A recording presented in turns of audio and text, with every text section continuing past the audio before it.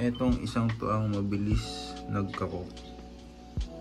Ayun o, kung mapapansin nyo, lumabas na agad. Magandang araw po, update lang sa fry natin. Nagkakakok na sila. Ayun o.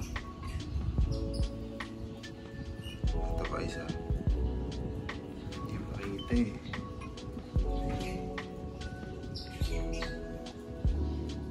Isa. Galing yan sa green water na tawag dito, na galon ng Wilkins. Tapos nilipat na natin dito sa 20 gallon na may divider para na water change natin.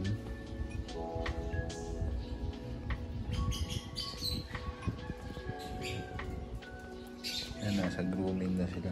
Grooming tank na yan. Etong isang to ang mabilis nagkakok. Ayun, kung mapapansin nyo, lumabas na agad. Nagka-hump na agad siya. Tapos lumalabas na rin yung kulay niya. Ayan, mapapansin nyo.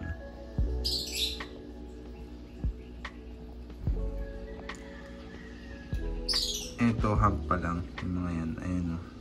Mapapansin nyo yan eh. Lalo pag dito sa personal. Tsaka itong santo.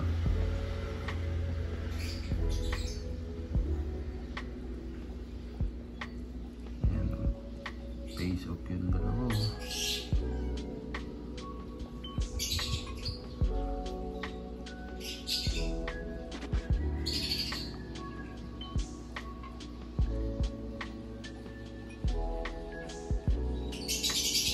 Ayan sila.